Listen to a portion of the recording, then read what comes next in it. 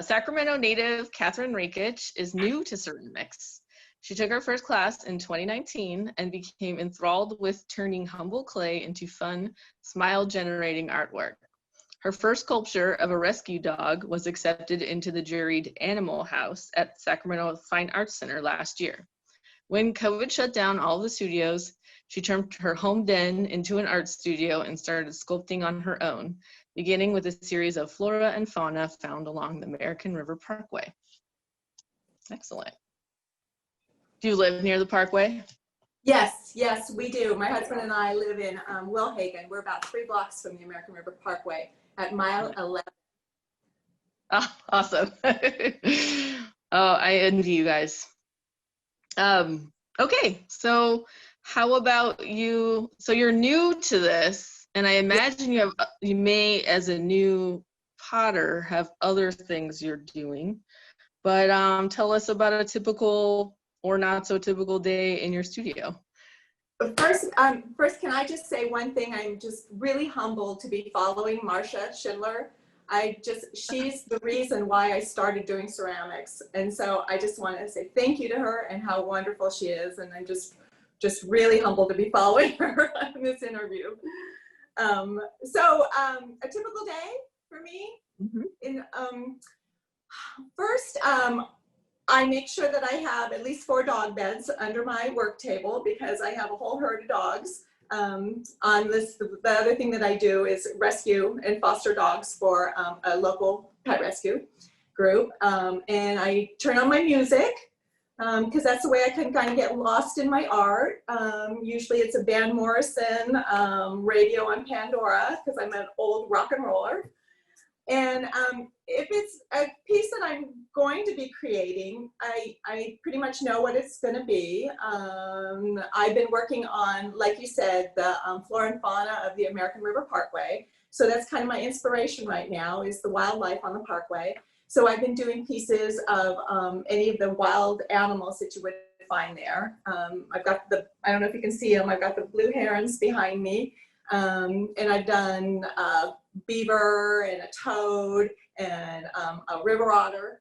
So what I'll do is I will download a photograph from the internet, several photographs that I can study of the actual animal and its physique and how I'm going to go about building it.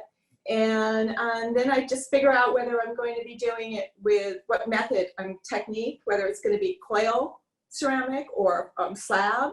I've been doing a lot of slab. And then I kind of go for it and lose myself in it and just start creating.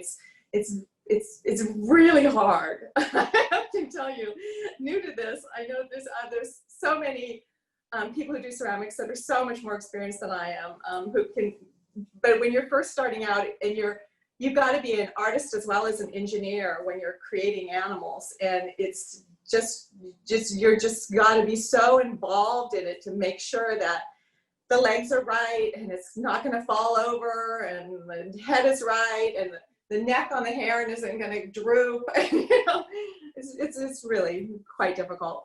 And then if it's a project that has already been fired, and I'm going to glaze it, well, then that's a whole different time in the studio. Glazing is very different than sculpting.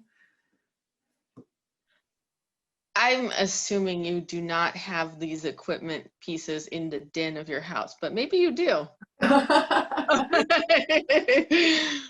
Well, my husband did an amazing job of creating my studio. He built the table, he built me Lazy Susans, he put up the shelving.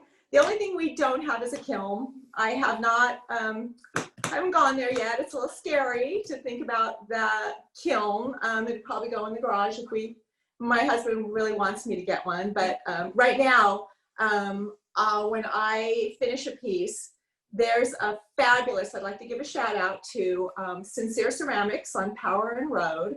They are amazing. They are owned by this wonderful couple, Mackenzie and Justin, and they've been supportive and wonderful. And when COVID hit, and that's what I was using them as an art studio. I would go there and create. And then when COVID hit, and they all had to close down, and we built the studio here, but I didn't have a kiln. So they open once a week for 2 hours to let people bring in their pieces for firing. And so I transport my pieces to Sincere Ceramics. And I just want to point out that Mackenzie does ceramic jewelry that is for sale in their gift shop right in front of their studio. So I'm going to give her a little plug. So yeah, so I don't have a kiln, but I have everything else. Gotcha. I was just curious. I was like, that is her definitely interior house. And I just want to make sure everyone's safe, but it sounds like you guys have got it covered. Yeah. So we were talking about, it sounded to me like you're sort of influenced by your environment, animals, you do dog rescue, and your first project was this project that's inspired by that. So what else? Tell us. Oh, cool. Can you hold it up a little higher? Oh, so you guys might die. Yeah. So what else is inspiring to you, and what's influencing your work these days? You know, on a global sense, a big general sense, my mother was my biggest inspiration. She was an artist, a really wonderful artist. Both of these paintings behind me are by her. So she's with me looking over my shoulder when I'm working. She did watercolor acrylic, but she also did ceramics and jewelry. I got a ring on. And so I a lot of inspiration from her. And you know, everybody else has kind of touched on this too, our natural world. Right now, because I am focusing on the animals on the American River Parkway, that's my inspiration. And when my husband and I are out walking our dogs, I'm constantly looking for things that I can take back to the studio to get inspired by, leaves or rocks or twigs. I always want to stop and pull leaves off of people's trees, and I even knock on their door and ask them if I can take a big leaf. And this is like an example of one of the leaf pieces that I'm doing on the side when I'm doing, while I'm doing the animals too. And so, yeah, any kind of animal, domestic or wild, is definitely an inspiration for me, and the natural world, and you know, all around my neighborhood. Those are the things that really drive my art. Cindy, who is in the chat, wants to know if you can do a bit of a show and tell with some of your pieces for us to see. That's so sweet. Okay. Well, my jackrabbit. Can you see my jackrabbit? Can you see it from where you are? We can. Your screen is angled a little bit upwards, so. A little up. So bring it down a little. Yeah. Is that better? Perfect. All right, cool. Here's my jackrabbit. He was one of my very first pieces. The ears were kind of an engineering feat, but I seemed to pull it off.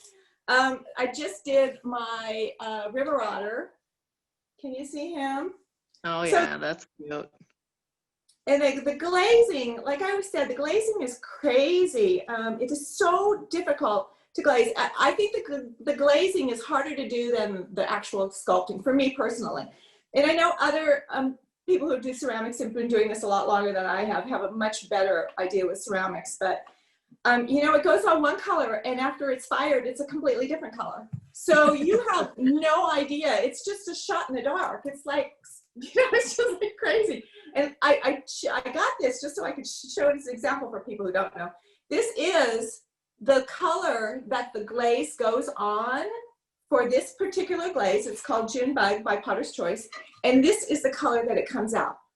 So that's, right? And so, I mean, when I'm glazing, it's really, really, I call it a hot mess, and I take it to the studio to fire and just keep my fingers crossed that it kind of comes out the way I hoped it would. It's very, and I do test tiles. So, you know, but the thing about, I want to make sure I'm not going over, the thing about glazing is that it depends on how thick you put it on. It depends on the clay you use. It depends on how hot your kiln is. It can come out all sorts of different ways depending on so many variables. And so it's just really, really, it's fun, but it's stressful. Well, is that something, so first of all, Cindy wanted to know if you can serve food on the platter of the leaf platter you just held up. That's a really good question. And I just happen to have the thing right here, and it will tell you if it's food safe. And it is lead-free and food safe right there. Excellent. So, yeah, that's a really important thing. Because obviously you want to know whether you can put food in or if it's just pretty and you put it out. Right. It's just a very expensive and beautiful valet for your keys and stuff.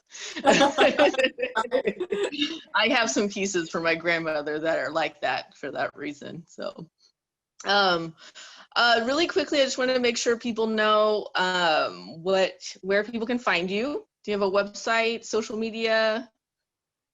So, because I'm so new to this, I don't have a website yet. I'm hoping maybe by the end of the year. I am on Instagram, but I haven't started posting yet, but I'm gonna. So yeah, right now, just email me, and my email is on the Verge website, and then hopefully in the future I will. Yeah. Oh, I have one piece at the gallery, at the Verge Gallery. I have a beaver, an American beaver at the yeah. Next time I'm going to have your husband be on screen with you. Oh, is he on screen right now? No, he's not. I can hear him talking to you. The whole time he's correcting me. Yeah, he's doing a good job. Yeah. Okay. Well, if if folks want to come by, you can go check out the artist directory and the show at Verge, and you'll be online doing Facebook Live Open Studios this weekend, or? No, I did not. Okay. No. No worries. No worries. I'm really glad we got a chance to talk to you. Thank you so much, Maya. Thank you. Yeah, it was great to meet you, Cathryn. You too.